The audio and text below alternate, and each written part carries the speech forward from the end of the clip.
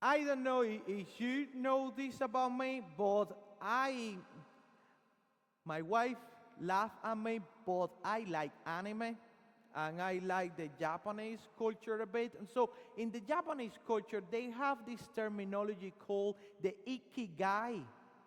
And the ikigai is what drives your life. And so every Japanese needs, and they discover early on in life what is the ikigai of the life. If you are not fancy of Japanese and you watch the movie Soul by Disney a couple of years ago, you will know that they are finding what is the driving force of the life.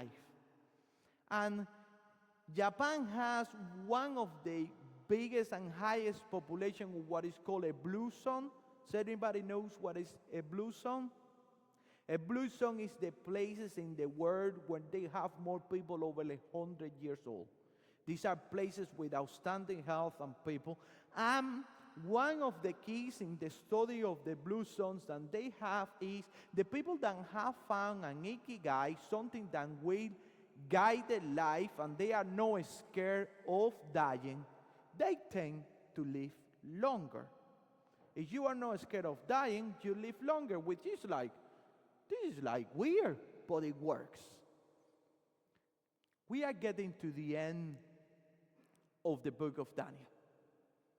Totally getting to the end. In the passage in this chapter, chapter 12 of the book of Daniel, we get that phrase, the end, 6 times in the original language. Sadly for us in English, it doesn't translate too well, but you get the word the end. And as you learn, repetition is the mother of all teaching. If you are a mother, you know that you need to repeat yourself quite often, quite periodically with your kids, because repetition is the mother of all teaching, but sometimes you wonder how many times I have to repeat myself. You don't think that? It's like, how many times I have to repeat myself? Well, like God, then there is a Bible passage that says that he's like a mother covering his children with the wind, have to repeat himself multiple times, because sometimes we don't understand the importance and the finality of the end. If you study the book of Daniel and you see Daniel, you know very precisely what is Daniel's ikigai. The love of God. That's the driving force of Daniel's life. And as we have read all the 12 chapters of Daniel, we discovered that this love of God has guided him to live an active life. Daniel is still in his 90s. And this is with no NHS healthcare, no plastic hips, no multivitamins, no any fancy machines, but he is in his 90s still able to serve the king, to have a clear mind, and to search for the meaning of this love of God. In the final chapter, as we are reading and we get to the word the end, the end, the end, the end, we discover that there is still curiosity, that there is still desire, and there is still a passion in the life of a almost in a blue zone kind of guy. He asks, how long shall it be till the end of these wonders? I don't understand. Oh, my Lord, explain these things to me. And then the main question and the main kind of application that we have in the passage today is, do you still wonder? Do you still ask questions?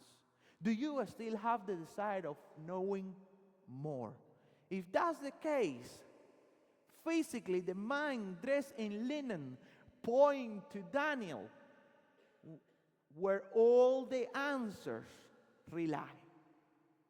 As you notice, he physically, like when you read and he asked, how long shall I be? Verse 7, and I heard the man clothed in linen who was above the water. He raised his right hand, and he raised his left hand and pointed to heaven. Will our curiosity of the world, will our curiosity of the things of our ikigai, of the desire that is moving our life, will point us to heaven or will point us to a different direction? That's a very important question. In what direction is your life pointing to? Is your life pointing to the direction of money? Is your life pointing into the direction of sex? Is your life pointing into the direction of fame, popularity? Or is your life pointing into the direction of God? And you don't have to be a minister for your life to point into the direction of God. I will argue that there are many ministers that their life is not pointing into the direction of God, but the life is pointing into the direction of fame. No money, because we don't get much, but the direction of fame, the direction of popularity, the direction of having control over people. In any position that you have, in any job that you have, in any things that you are doing, have you wondered and have you asked the man in linen, to what direction my life is going? That's a very important question. We know that Daniel's life was pointed to the direction of God. He got fame, he got money, he got control and position of authority, but his main driving goal was the love of God. How can I love God as a teacher? How can I love God as a nurse? How can I love God as an engineer? How can I love God as a retired pensioner? How can I love God as a mother, father, uncle, auntie? How can I love God? The answer is in heaven, but the answer is in your heart too. And when we hear, we get that Daniel that have been planting all of these, received the answer from God, and he keep wondering, keep asking, keep researching, and they say, one of my favorite phrases, Caris get this phrase all the time, shut up and seal the book. She laughed because I pronounce shut up in a funny way, apparently, allegedly. And it's a biblical phrase. God said to Daniel, shut up. Not the way that I say it, but like my translation is the perfect Hebrew translation for the phrase. Sometimes the answer is given both as again, what happened to the kids? Have you ever been talking to your kids, trying to explain something, and they keep talking and they don't get the answer because they need to shut up, listen. I always say, God give you 2 ears and 1 mouth. Shut up and listen. Next time that you want to say to somebody, shut up, fill the back up of the Bible to just say it to them.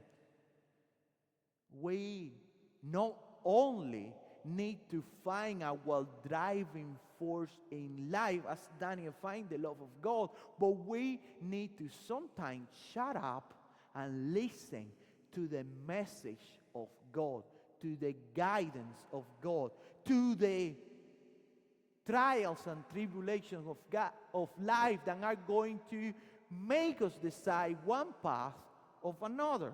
If you remember, the first point that Daniel had was, are you going to follow the path of God, or are you going to eat all of these wonderful and beautiful food and worship a different God? He was a 10. He did not have much of the things. We remember that we were talking about that. Daniel had the age of Clark, and he had to make a decision that was going to mark the rest of his life. He decided to follow God. Are you going to follow God even if your life is in danger? Daniel in the lion's den.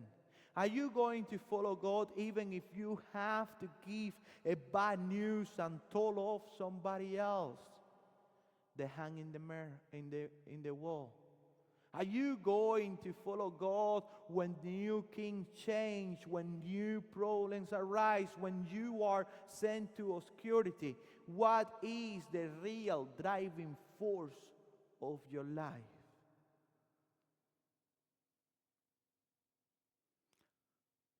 That's a wonderful question. And we all have been in this situation.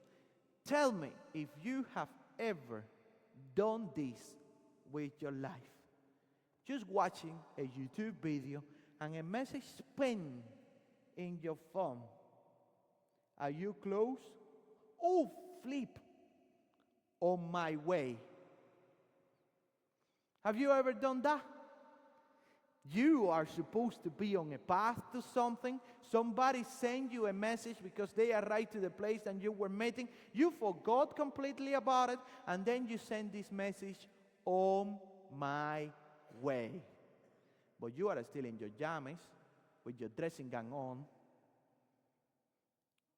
Your fake teeth are still in the box. You are nowhere close to be on your way.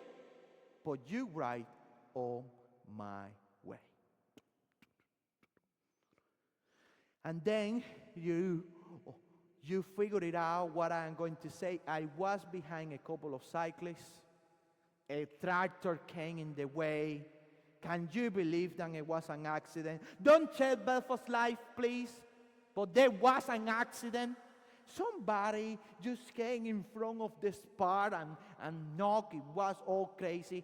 That's what I am 45 minutes late. But I was on my way when I sent you a message 15 minutes ago. Sometimes we send God a message on my way. I send a message to God. I am on my way to be a disciple. I am on my way to love you. I am on my way to decide for you. But give me one last day to be on a dander.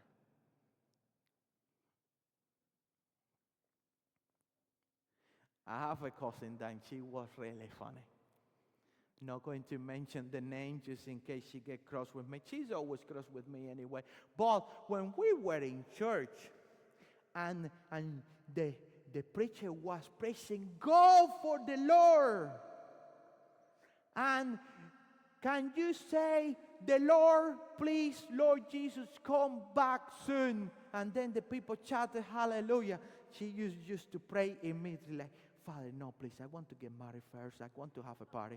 Please, Lord, please, don't come yet. Let me just like, just like every time. And I used to laugh and I used to say like I was just waiting for the moment. Then the preacher say, can the Lord come back soon? And say, this is the only time that my cousin pray. And so just say it again. So she will have a word of prayer to the God. She was saying, on my way. But in the jammies, with the dressing gown on, and the fake teeth in a box in a different room. Nowhere close to be on her way.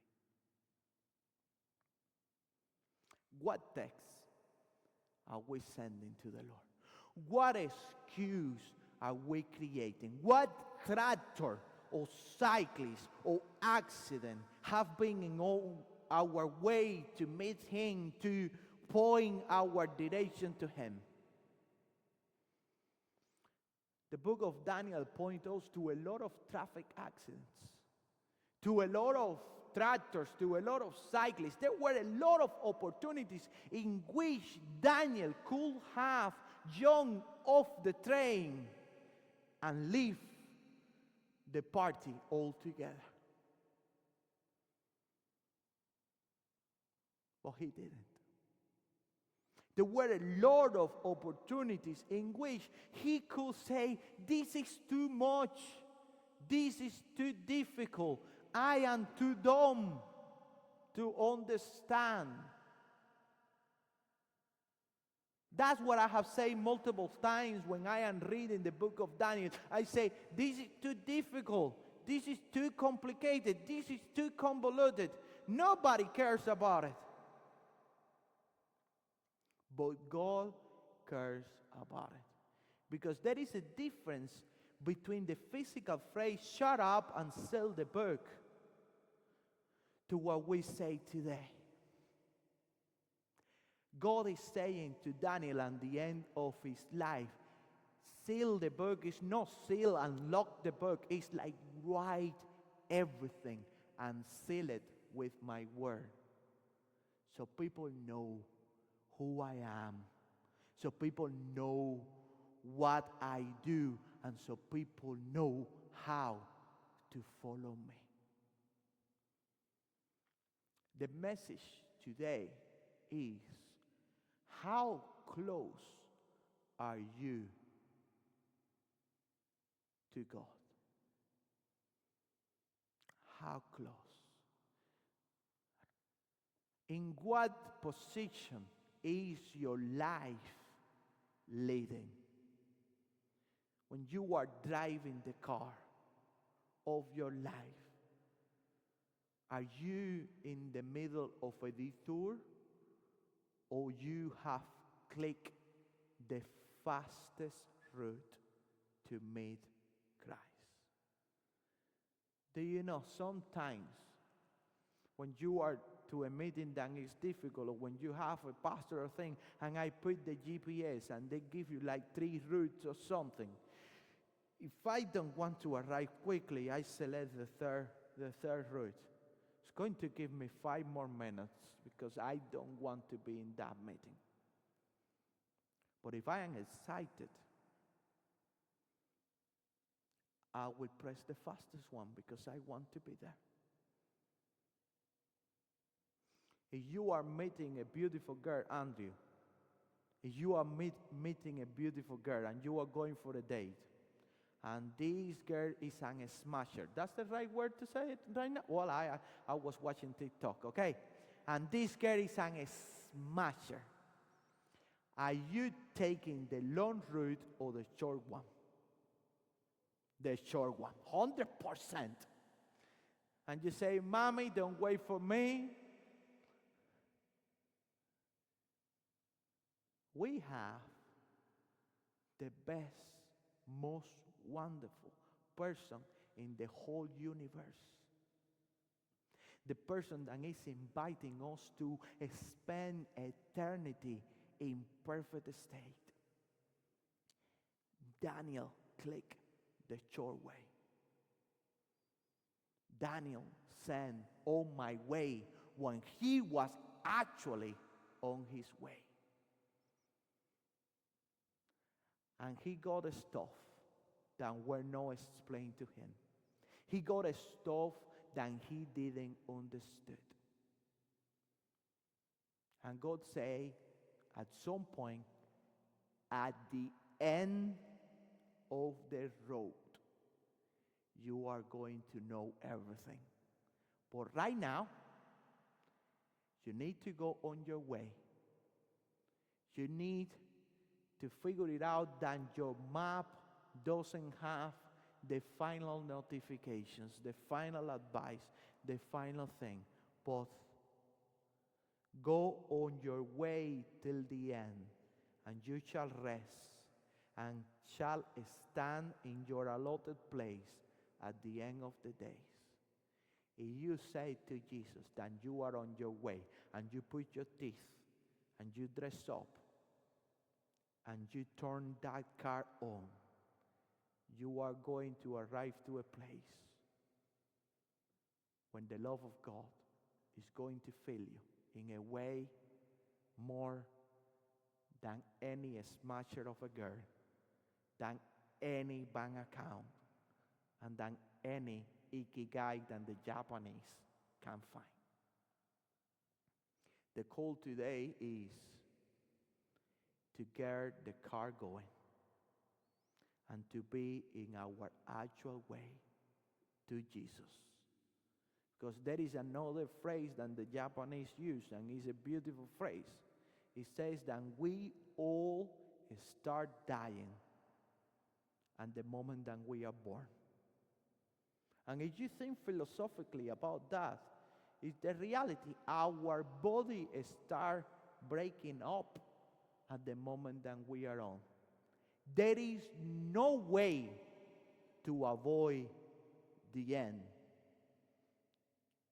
We try to put it on the carpet. We try to don't mention about it. We try to just ignore it completely. But at some point, my GPS, it doesn't matter if I take the first, the second, the third option. At some point, my GPS, we are going to say with a nasty voice, you have reached your destination. The girls laugh because the GPS sometimes say, Tagle, you have reached your destination. Say, I'm not called Tagle, it's Tagle. At some point, God is going to say, in the right way, with the right pronunciation, Tagle, my son, you have reached your destination. Who is going to welcome you to your destination? It all depends in what direction your life is going. Let's stand and sing together.